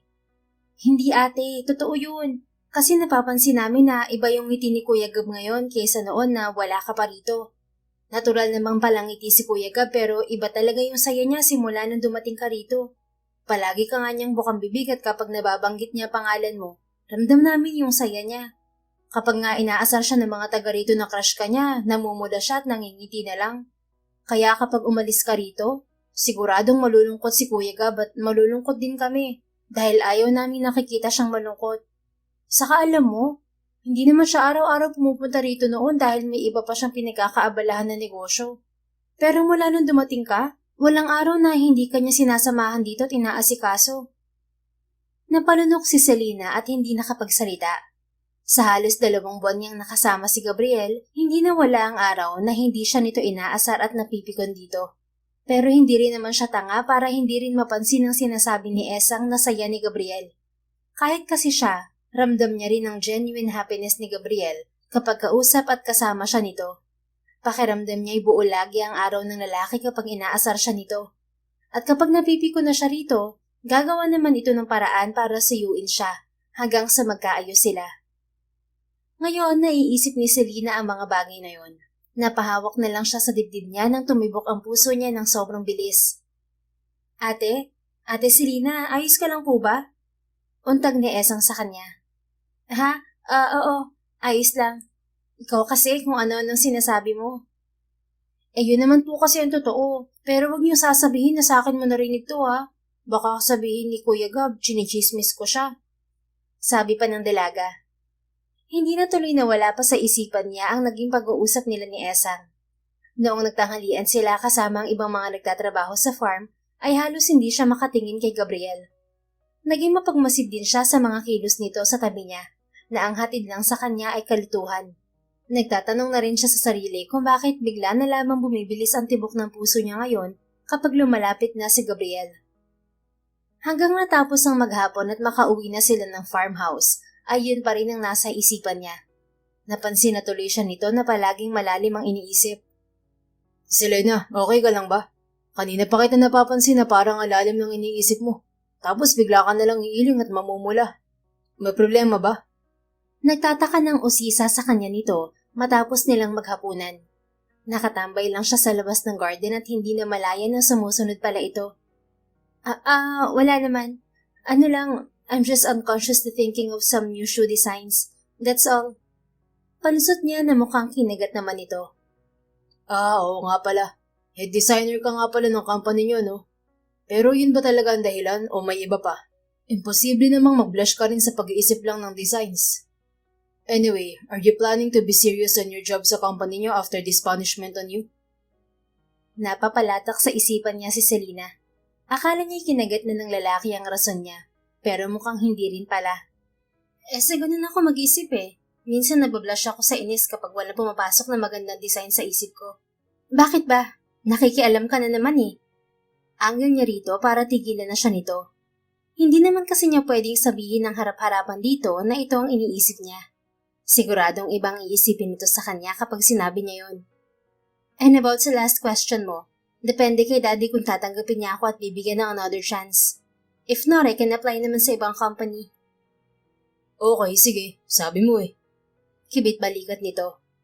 Pero sure naman ako na bibigyan ka ni Tito Sandro ng position sa company niyo. Nung tumawag siya, nabanggit ko sa kanya na malaki na ang pinagbago mo. Huwag mo ako ipapahiya ha. Pinagmamalaki kita sa kanya. Utang na loob ko pa talaga ha. Well, baka kasi di siya maniwala kapag ikaw ang nagsabi na nagbago ka na. Tumawa ito. Yabang. Oo na, oo na. Malaking ang tulong mo para ma-realize ko ang mga mali ko at para magbago ako. No worries, behave na ako pagbalik ko sa Manila. Pero buti, kaya mo maging farm boy, no? Sanayan lang. Saka ito ang kabuhayan namin kaya kailangan kong i-embrace. At bilang mapagmahal na anak, syempre obligation ko na tulungan si na Papa. Plus maraming umaasa sa amin ng mga tauhan. So sinasabi mo na hindi ako mapagmahal na anak, ganon? Gaya ng dati, inirapan na naman niya ito na ikinangisi na naman ito. May sinabi ba ako? Alam mo ikaw, mahal na prinsesa. Lagi mo nalang minamasama mga sinasabi ko. Alam ko namang mahal mo rin ang parents mo. Naspoiled ka nga lang siguro nila. Ako kasi bata pa lang.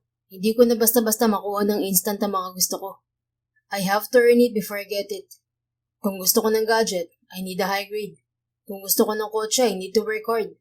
Hanggang sa nakasanayan ko na siya hanggang paglaki ko. Siguro nga nasanay ako na nakukuha lahat ng gusto ko na walang kahirap-hirap. Kaya sumobra ako at napuno na rin si Daddy. Pero salamat ha. For what? For making me realize all this. Mahal ko si na Daddy kaya pangako na hindi ko napasasakitin pa ang mga ulo nila.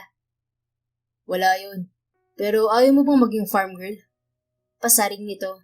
Dahil kung si Gabriel ang tatanungin, nais nitong maging asawa si Selena. Kaya lang ay sa Manila ang buhay nito. Masaya naman dito, pero nasa Manila kasi ang pamilya ko. Oo nga naman. Anyway, hindi ka pa ba papasok? Tara na sa loob, malamig na rito. Mamaya magkasipon ka pa. Halika na. Sa halip ay sabi na lang nito, sabay hakbang napapasok ng bahay. Sumunod naman ang dalaga. Saktong pagpasok nila, ay siyang pagsalubong sa kanila ng isang kasambahay.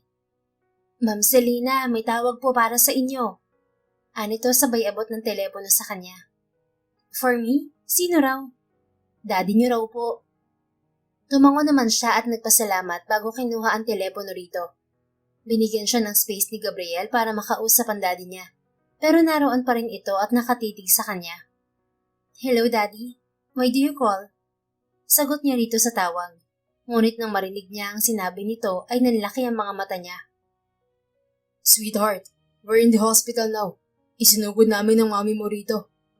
Sabi nitong halata sa boses ang pag-aalala. What? What happened to Mom? Is she okay? Naluluha niyang tanong. She's unconscious as of now. Bigla na lang siyang nawala ng malay after ng dinner namin. Hindi pa namin alam kung anong lagay niya sa ngayon. Napaluhan na si Selena sa sobrang pag-aalala. Sakit man siya sa ulo ng mga magulang, ay mahal naman niya ang mga ito. At ayaw niyang ni isa sa mga ito ay magkasakit o mapahamak. Anong nangyari? Anong sabi ni Tito? Bakit ka umiiyak, Selena? Sunod-sunod na tanong ni Gabriel nang tapusin niya ang tawag. Si Mom, nasa ospital daw. Sagot niya at napahagulgol na lang. Mabilis naman siyang niyakap ni Gabriel at pinatahan. Hindi halos nakatulog si Selena sa natanggap na balita mula sa daddy niya. Iyak siya ng iyak sa matinding pag-aalala kaya halos hindi siya iwan ni Gabriel para damayan. Kinabukasan ay maaga pa lang dumating na ang family driver nila na sinabi ng daddy niyang susundo sa kanya. Nag-request kasi siyang umuwi muna nang muling tumawag ang daddy niya kagabi para sabihing nasa mabuting kalagayan na ang mommy niya. Sure ka ba na ayaw mong samahan kita? Tanong ni Gabriel habang palabas sila ng bahay. Hindi na. Kailangan ka rito sa farm at maraming mga gagawin. Isa pa'y ayos naman na raw si mommy. Gusto ko lang talaga siyang makita. Tinitigan siya ng masinsinan ni Gabriel na para bang tinatandaan nito ang mukha niya. Napangiti naman siya nang hindi niya inaasahan. Anong klaseng tingin yan, Gabriel? Akala mo ba'y hindi na ako babalik once na naroon na ako? Babalik ako, okay? Hindi pa tapos ang 6 months punishment ko rito. Anya para mapanatag na ang kalooban nito. Kalaunan ay ngumiti rin ito at tumango. Sige, hihintayin ka na lang namin dito. Pakikumusta na lang din ako kay Tita Cheryl. Tumango siya at yumakap dito. Ramdam niya ang pagkabigla nito pero yumakap din ito pabalik kalaunan. Thank you, Gab. I'll be back. Bulong niya rito bago sumakay ng sasakyan. Kumumoy pa siya rito mula sa bintana bago sila tuluyang umalis. Nang makarating sa Manila ay sa ospital agad kung saan naka-admit ang mommy niya dumiretso si Selena. Pagpasok niya sa hospital room nito ay naroon sa loob ang daddy at kuya niya, pati ang mom niyang may malay na. Mommy! Bulalas niya at naluha nang makita ito. Lumapit siya at niyakap to.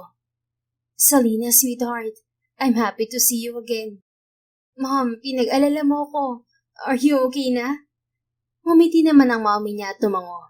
Pinunasan pa nito ang mga luha sa mukha niya. I'm fine, sweetheart. Tumaas lang naman daw ang blood pressure ko kaya ako nawala ng malay. Don't cry, okay? Hindi naman ako mamamatay. Biro pa nito. Napanguso na lang siya at sinubsob ang mukha sa dibdib nito. She missed them. Kahit sinabi niyang hate niya ang mga ito sa ginawa ng mga ito sa kanya, hindi maipagkakaila na miss na niya ang mga ito. After makausap ang mommy niya, ang daddy naman niya ang sunod na kumausap sa kanya. How are you, my princess? Tanong nito matapos siyang yakapin. I'm very much fine, daddy. Especially now na okay na si mommy. Hindi ka ba galit kay daddy? Tanong muli nito. Napangiti naman siya at umiling. Nope. Well, at first, nagtampo ako sa ginawa mo.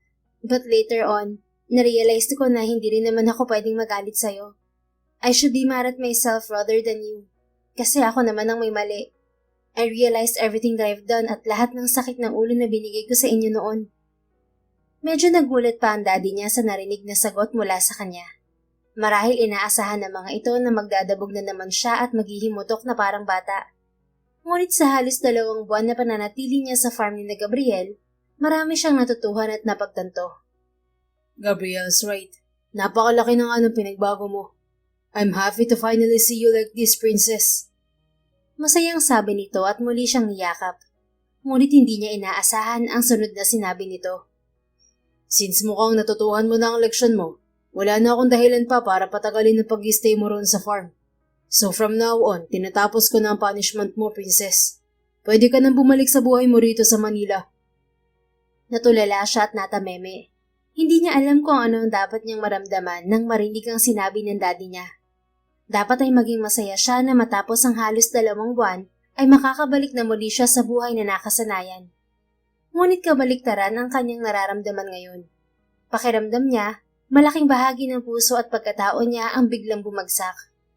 Bigla siyang nandumo na hindi na siya makakabalik kay Gabriel tulad ng ipinangako niya rito. Are you sure, Dad?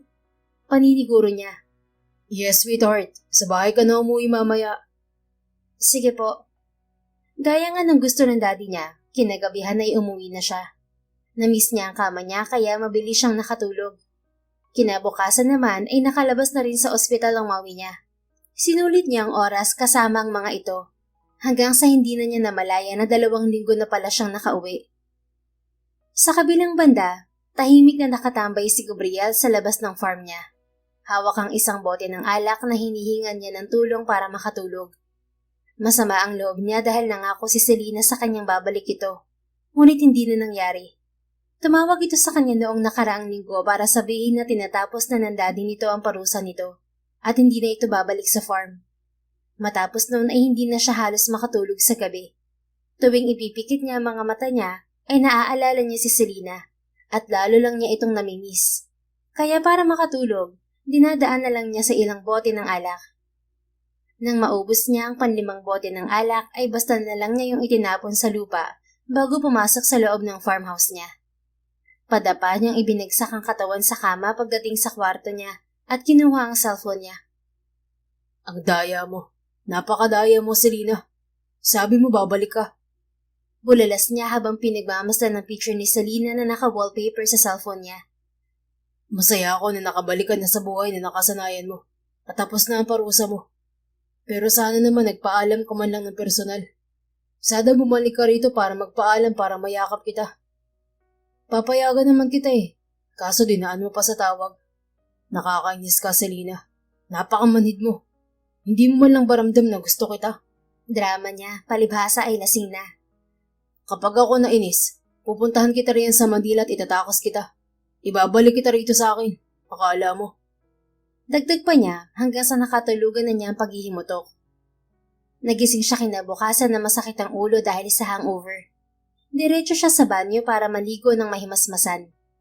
Matapos magbihis ay lumabas din siya at bumaba para mag-almusal. Naririnig niya mga kasambahay na naghahanda na ng pagkain niya sa kusina. Naupo na lang siya sa mesa at naghintay. Ate Yolanda, patimpla naman po ako ng kape. Walang asukal Aniya hilot-hilot ang sentido. Kung ibang araw lang yon ay siya nang magtitimpla ng kape niya. Kaya lang ay wala siya sa mood dahil sa hangover. Ilang sandali lang ay may naglapag na nantasan ng kape sa harapan niya. Thank you. Walang kabuhay-buhay niyang pasasalamat. Masakit ang ulo mo? Inom pa more. Ang dami kong nakitang bote ng alak sa labas Hindi niya alam kung pinaglalaruan ng ba siya ng pandinig niya dala ng hangover o talagang boses ni Selena ang narinig niya. Nang tingalain niya ang taong naglapag ng kape, ang nakataas na isang kilay at nakapamaywang na si Selena ang bumungad sa kanya. Selena? Bulalas niya at napatayo pa. Parang nawala ang hangover niya nang makita ito. Oh, bakit parang nakakita ka ng multo? Supladang sabi nito. Nandito ka. Hindi ako nananaginip, di ba? Hindi kita nakikita lang ngayon dahil may hangover ako. What? Of course not. Totoo ako, asshole. Gusto mong sampalin kita para matauhan ka? Sige nga. Hindi pa niya natatapos ang sasabihin ay nasampal na siya nito ng marahang padampilang sa pisngi. Ano, nagising ka na ba o kulang pa? Tanong nito. Napangiti siya hawak ang pisngi niyang nadampian nito ng malambot na kamay at walang pagdadalawang isip na niyakap niya ito dahil sa labis na pananabik. Selena, nandito ka nga. Bumalik ka. Masayang sigaw niya at binuhat pa ito at umikot-ikot. Napatili naman si Selena. Ano ba, Gab? Put me down. Nahihilo na ako. Maingat nga niya itong ibinaba sa sahig. Hindi mabura ang ngiti sa mga labi niya na makita ito ulit. Nandito ka na nga. Pero sandali, di ba ang sabi mo itinapos na ng daddy mo ang punishment mo? Bakit nandito ka? Nagtataka niyang tanong. Tumaas naman muli ang kilay nito. Ayaw mo na bang bumalik ako rito? I thought matutuwa ka na makita ako ulit. Okay, uuwi na lang ako sa Manila. Uy, hindi. Wait lang. Nagtatanong lang naman ako. Ito naman. Tatawa-tawa niyang habol at pigil dito nang akmang aalis na ito. Inirapan naman siya ni Selena bago huminga ng malalim. Yeah, totoo naman ang sinabi ko sa'yo noon. Tinapos na talaga ni Daddy ang punishment ko at nakabalik na rin ako sa company namin. This time, seryoso na ako nagtatrabaho. I got all my stuff na rin, and my cards of course. Anito at napansin niyang unti-unting namula ang mga pisngi nito at halos hindi na makatingin sa kanya. I just came back dahil iniisip ko yung mga naiwan ko rito na walang paalam. So I asked Daddy na kung pwedeng bumalik ako rito for at least a short vacation. Napangiti ng malaki si Gabriel kasabay ng mabilis na pagtibok ng puso niya. Namiss mo ko? Tanong niya rito. Nalaki ang mga mata ni Selena, ngunit hindi pa rin makatingin sa kanya. Lalo lang lumakas ang tibok ng puso niya sa saya. Uy, ano nga Selena? Namiss mo ba ako kaya ka bumalik dito? Sige na, sagot na agad. Ano ba, Gab? Are you really 28 already? Para kang bata, ang kulit mo. Pagsusublatan nito, bagamat pulang-pula na ang muka. Napahalakak na si Gabriel sa hindi maitagong saya. Pakiramdam niya, pareho ang nararamdaman nila ngayon ni Selena. Yee, namiss niya ako. Aminin mo na kasi Selena. Hindi no, assuming, sina Esang ang namiss ko. Talaga? Bakit namumula ka at hindi makatingin sa akin? Don't worry, na-miss din naman kita. Miss Bratinella. Miss na miss na miss. Kaya nga ako umiinom sa gabi dahil akala ko hindi na kita makikita ulit dito. Bala ko pa naman napuntahan ka sa Manila at Itanan para ibalik dito. Pag-amin niya kaya napatingin na sa kanya si Selena. What are you talking about? Ang OA mo, Manila lang naman ako, hindi nasa abroad. We can visit each other anytime. Saka anong kanan ng pinagsasasabi mo riyan? Lumapit siya sa dalaga at hinawakan ng magkabilang pisngi nito. Naroon pa rin ang saya sa kanya mga labi habang pinagmamasdan ng mga mata nito. Seryoso ako. Kukunin talaga kita sa Manila kung hindi ka pa babalik dito. Dahil hindi ko na kaya na hindi ka ulit makasama. Kaya sabi ko, itatanan kita kahit hindi mo pa ako boyfriend. Masyado mo kasing ginalingan, Selena. Hindi ka na tuloy maalis sa isip at puso ko. Dati crush lang kita. Pero ngayon, parang mahal na yata kita. No, actually, mahal na kita, Selena Delavin. Bumilog ang mga mata ni Selena at para bang tumigil ang paghinga nito ng ilang segundo. Narealize naman ni Gabriel na marahil ay nabigla niya ito sa pag-amin. You don't have to say anything yet. Sinabi ko lang to dahil ito ang totoo at para malaman mo. Ngayon na nandito ka ulit, pwede bang ligawan kita habang nandito ka, Selena? Napayuko sandali si Selena. Nawala ang ngiti sa labi ni Gabriel sa pag-aakala na tatanggi ito.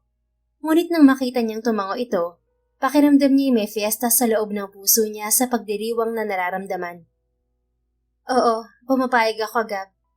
Pero please walang kalokohan muna ha, or else hindi kita sasagutin at uuwi ako sa Manila. Anito na mabilis niyang tinangutanguan. Of course, I will be the best maniligaw ever. Pasasagutin kita in just 1 week. Biro niya pa, dahilan para tarayan muli siya nito na isas na namiss niya. Asa ka? I'm not that so easy to get, Gabriel. Maghirap ka sa paniligaw to get my yes. Sure, baby. Paghihirapan ko talaga yan. Love you. Anyang may matamis ng ngiti. Namula naman si Selena at pinalo ang braso niya. Love you yung mga mukha mo. Wala pang munang I love you habang hindi pa kita sinasagot, no? Okay lang. Basta ako, love kita, Selena. Hirit niya muli sabay kindat dito. Nahuli rin niya ang pagngiti nito. Tumigil ka na nga at kumain na tayo. Gusto kong bumalik dun sa farm ngayon. Siguradong na-miss nila ako. Sobra. Lagi ka nga din ang tinatanong sa akin eh. Well, I miss them too. Walang mapagsidlan ng saya ni Gabriel ng mga oras na yon. Ang 2 linggong paghihintay at pagmumukmuk niya ay nasuklian din ng sayang matagal na niyang inaasam-asam.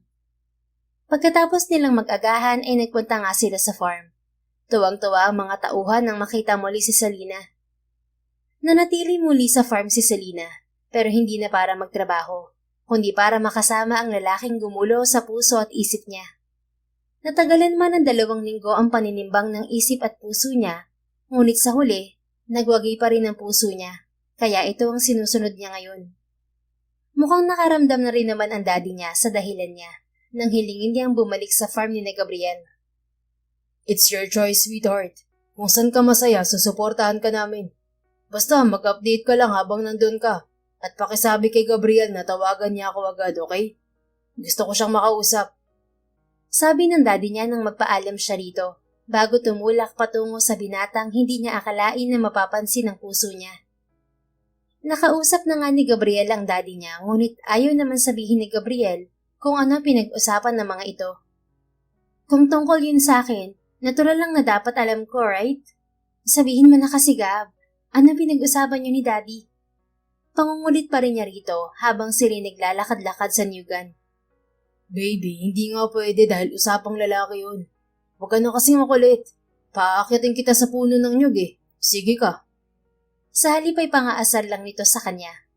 Sa inis niya ay pinulot niya ang nakitang niyog sa lupa at akmang ibabato rito. Sasabihin mo o tatama to sa mukha mo? Spill it! Gabriel, bumalik ka rito! Tili niya at hinabol si Gabriel na tatawa-tawa. Uuwi na ako. Pananakot niya rito. Nilapitan naman siya ni Gabriel. Ito naman, hindi na mabiro. Gusto lang kita inisin. You won. Ano ngang sabi ni Daddy? Well, sinabi lang naman niya na alagaan kita at huwag sasaktan. Siyempre naman na alagaan kita at mamahalin at never sasaktan. Sinabi ko rin sa kanya na pakakasalan kita kapag handa ka na. Really? Oo naman. I love you, Selena. Salamat dahil bumalik ka at hinayaan mo akong ipadama sa'yo na mahal kita. Mahal din kita. Pero hindi ibig sabihin na tapos na ang panliligaw mo. Siyempre kahit Manila girl ako, sabi ni Mommy, dapat old tradition pa rin na pagkakaroon ng boyfriend. Yun lang ba, baby? Gusto mo ba super old-fashioned way na panliligaw? Kaya mo? Aba, ako pa ang hinahamon mo. Probensyano ako at farm boy, baby. Kaya syempre yakang-yaka. Pakikiligin kita ng sobra-sobra. Promise. Talaga lang ha? Hihintayin ko yan. Kapag hindi, uuwi na ako sa Manila. Makakalimutan mo ng Manila kapag hinaraan na kita at niligawan ng gaya ng panliligaw ng mga matatanda noong unang panahon. Puro kakalokohan, Gabriel. Hindi no. Promise, gagawin ko talaga. Anyway, Selena, if ever magpakasal tayo, saan mo gustong tumira? Sa Manila o dito? Medyo napaisip si Selena. Sa totoo lang ay napamahal na siya sa buhay probinsya at farm. Pero paano naman ang daddy niya? May obligation din siya sa pamilya. It's okay, baby. You don't have to answer. If ever na gusto mo sa Manila, I will live there with you. Pwede naman akong umuwi dito. Kung nasan ka, doon din ako, Gab. Bigla ay sagot niya. Talaga, Selena? Hindi ka maiinip dito? Dito ka kaya dito rin ako. I can still design shoes for Dad's company kahit narito ako. Kaya sasamahan kita rito. Thank you, Selena. Sa tuwa ay nayakap ni Gabriel ang dalaga at biglang nahagkan sa labi na ikinagulat ni Selena. Pero sa huli ay nagkatawanan na lamang sila. At ginawa nga ni Gabriel ang sinabi nito na old-fashioned way ng panliligaw. Sa isang buwan ng panliligaw ni Gabriel ay naging saksi ang buong sitio Mabato. Todo suporta pa nga ang mga ito sa binata at tumulong pa ang mga ito sa paghaharana kay Selena gabi-gabi. Kaya nang sagutin niya rin si Gabriel matapos ang higit isang buwang panliligaw nito, hindi lang si Gabriel ang nagdiwang, kundi maging ang mga taga roon. Doon mas napatunayan ni Selena na mahal ng mga tao roon si Gabriel. Dahil ang kasiyahan nito ay kasiyahan na rin ng marami. Hindi rin naman siya nagsisi dahil alam niya sa kanyang sarili na mahal na rin niya ito.